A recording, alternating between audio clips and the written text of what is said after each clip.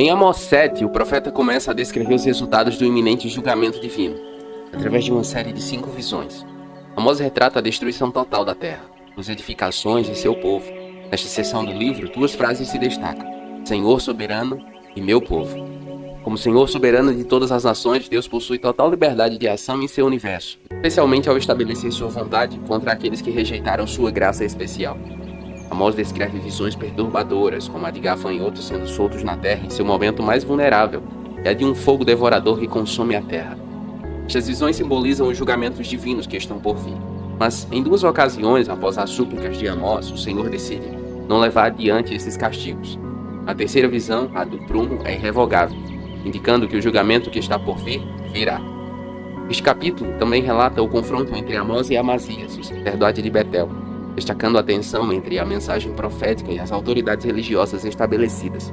A resposta de Amós a Amazias reafirma sua vocação ministerial e o julgamento iminente sobre aqueles que rejeitam a palavra de Deus. Sobre isso que vamos refletir em Amós 7. Então se inscreva no canal e ative todas as notificações para não perder nenhuma das nossas mensagens. E fique comigo até o final, porque há uma palavra de Deus para você. Amós capítulo 7, versículos de 1 a 3 é uma passagem rica que nos apresenta uma visão profética e a intercessão do profeta em favor de seu povo. Neste trecho, Amós descreve uma visão aterradora. Foi isto que o Senhor soberano me mostrou.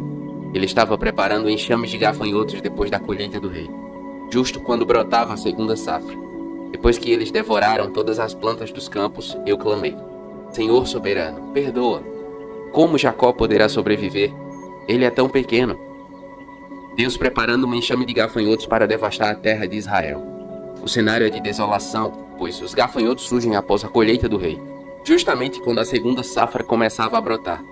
Esta segunda safra era essencial para a subsistência do povo, porque representava o alimento que o sustentaria durante os períodos secos do verão.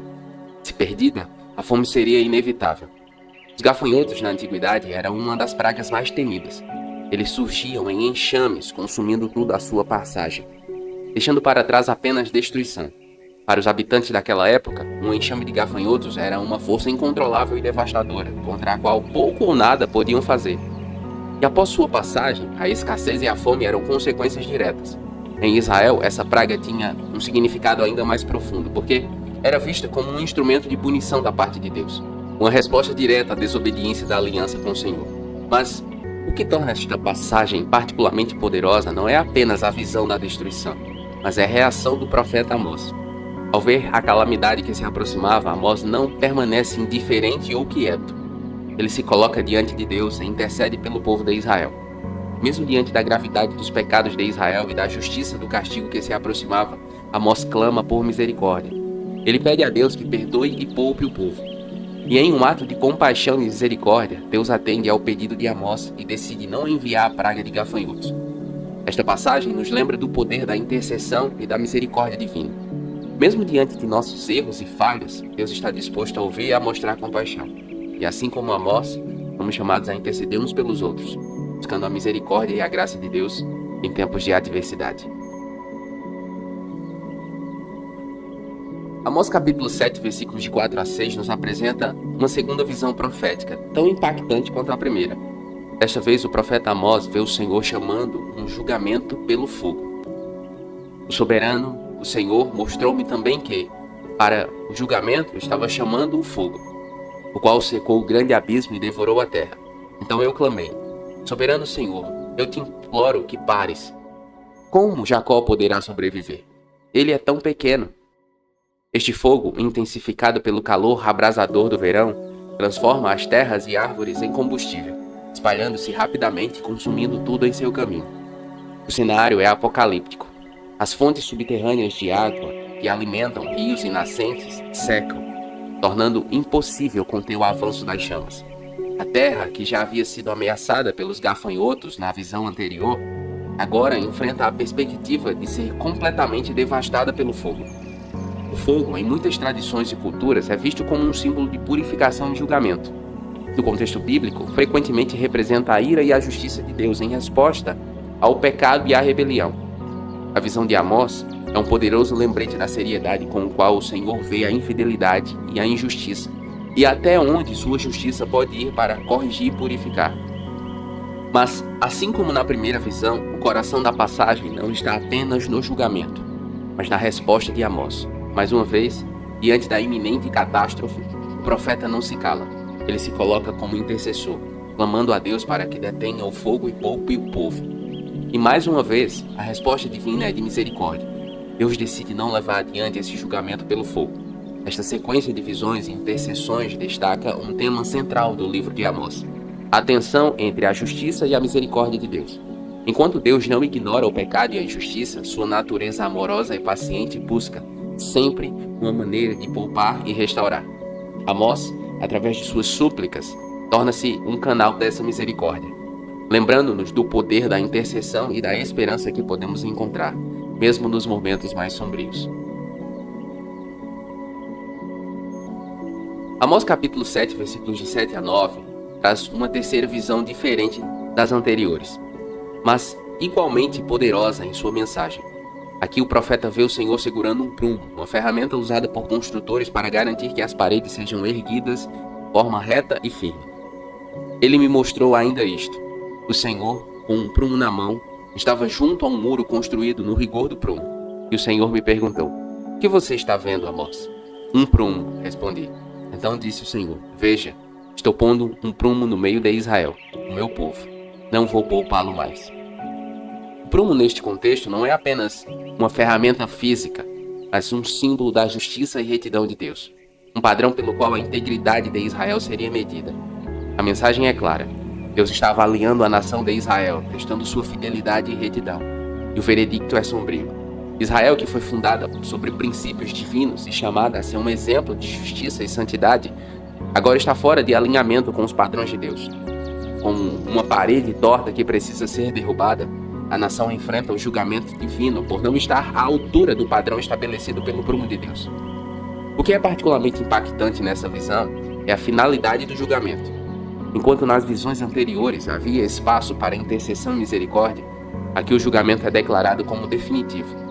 Deus afirma que não poupará mais Israel. Os locais sagrados, que deveriam ser centros de adoração e retidão, serão destruídos. A linhagem real, que deveria liderar o povo em justiça e obediência a Deus, enfrentará o julgamento da espada divina. Esta passagem serve como um lembrete contundente de que Deus leva a sério a retidão e a justiça. Ele estabelece padrões elevados para seu povo e espera que vivam de acordo com esses padrões. Quando nos desviamos, quando permitimos que a corrupção, a injustiça e a idolatria se infiltrem em nossas vidas e nações, Deus está pronto para nos chamar de volta, usando o prumo de sua justiça para nos mostrar onde falhamos. E embora sua misericórdia seja grande, também há momentos em que o julgamento é necessário para corrigir e purificar. Amós capítulo 7, versículos de 10 a 13, nos transporta do reino das visões proféticas para um confronto real e visível. Após as revelações impactantes recebidas por Amós, o profeta não permanece em silêncio. Então o sacerdote de Betel, Amazias, enviou esta mensagem a Jeroboão, rei de Israel: Amós está tramando uma conspiração contra ti no centro de Israel. A nação não suportará suas palavras. Amós começa a proclamar as mensagens divinas e suas palavras chegam até Betel, um dos principais centros religiosos de Israel. Mas a verdade muitas vezes é incômoda, especialmente para aqueles que estão no poder. Amazias, o sacerdote de Betel, sente-se ameaçado pelas palavras de Amós. Em vez de refletir sobre a mensagem do profeta e buscar retidão, Amazias vê Amós como uma ameaça ao status quo e ao seu próprio poder e posição. Ele acusa Amós de conspiração, alegando que o profeta está tramando contra o rei Jeroboão. Em sua mensagem ao rei, Amazias distorce as palavras de Amós, apresentando-as de uma forma que parece mais ameaçadora e alarmante. Ele omite a menção direta de Deus nas profecias de Amós, tentando desacreditar o profeta e retratá-lo como um agitador político, em vez de um mensageiro divino. Além disso, Amazias tenta silenciar Amós, ordenando-lhe que deixe Israel e retorne a Judá. Ele sugere que Amós faça suas profecias em sua terra natal, longe de Betel e do Reino do Norte. Esta tentativa de exílio e silenciamento é uma tática comum usada por aqueles que estão no poder quando se sentem ameaçados pela verdade. Esta passagem destaca a tensão entre a verdade profética e as estruturas de poder estabelecidas. Amós, armado apenas com a palavra de Deus, desafia o sistema religioso e político de Israel. E como consequência, ele enfrenta oposição e tentativas de silenciamento. Mas a verdade não pode ser facilmente suprimida. A coragem de Amós em proclamar a mensagem de Deus, mesmo diante da adversidade, serve como um lembrete poderoso da importância de permanecer firme na verdade, independentemente das consequências. Amós capítulo 7, versículos de 14 a 15 nos oferece uma visão íntima da autenticidade e convicção do profeta Amós. Em meio ao confronto com Amazias, Amós não se intimida, mas responde com uma clareza que revela sua genuína vocação e missão. Amós respondeu a Amazias: Eu não sou profeta, nem pertenço a nenhum grupo de profetas. Apenas cuido do gado e faço colheita de figos silvestres. Mas o Senhor me tirou do serviço junto ao rebanho e me disse: Vá, profetize a Israel, meu povo. Esta confissão é poderosa. Amós começa esclarecendo sua origem e profissão. Ele não pertence à linhagem tradicional dos profetas, nem foi treinado nas escolas proféticas da época. Em vez disso, ele era um pastor e cultivador de sicômoros. Amós não busca status ou reconhecimento. Ele não é um profeta por ambição ou desejo pessoal. Sua origem humilde e a ocupação anterior destacam que sua mensagem não é produto de aspirações humanas, mas de uma chamada divina. E é exatamente sobre essa chamada que Amós se concentra em seguida. Ele foi tirado de sua vida anterior, não por sua própria escolha, mas por uma intervenção direta de Deus. O Senhor o chamou e lhe deu uma missão específica: profetizar ao povo de Israel. Esta não era uma tarefa que Amós poderia escolher ou recusar com base em suas próprias preferências. Era uma vocação divina, uma responsabilidade que lhe foi confiada pelo próprio Deus. A resposta de Amós a Amazias é mais do que uma defesa pessoal. É uma afirmação da soberania de Deus e da autenticidade da mensagem profética. Amós não está em Betel por acaso ou por motivação própria. Ele está lá porque Deus o enviou. E armado com essa convicção, ele não pode ser facilmente intimidado ou silenciado. Esta passagem nos desafia a considerar a natureza da verdadeira vocação. Em um mundo onde muitos buscam poder, reconhecimento e influência, a história de Amós nos lembra que a verdadeira vocação vem de Deus e é marcada por autenticidade, humildade e obediência inabalável à sua vontade. Amós capítulo 7, versículos de 16 a 17 nos apresenta a resposta direta e contundente de Amós ao sacerdote Amazias. Após o chamado de Deus, nos versículos anteriores, Amós agora transmite uma mensagem profética específica para Amazias, uma que carrega consequências graves para o sacerdote e sua família. Mas o Senhor lhe diz: sua mulher se tornará uma prostituta na cidade, e seus filhos e as suas filhas morrerão à espada. Suas terras serão loteadas, e você mesmo morrerá numa terra pagã. E Israel certamente irá para o exílio, para longe da sua terra natal. Amós começa repreendendo Amazias por tentar silenciá-lo. A tentativa de Amazias de impedir Amós de profetizar em Betel é vista não apenas como um ato contra o profeta, mas mais profundamente como uma resistência à palavra de Deus. Ao tentar calar a mensagem divina, Amazias coloca-se em oposição direta à vontade de Deus. O que se segue é uma profecia de desolação e desgraça.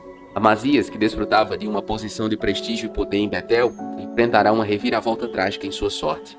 Sua esposa será desonrada nas ruas da cidade. Seus filhos perecerão pela espada, e ele mesmo será exilado em uma terra estrangeira.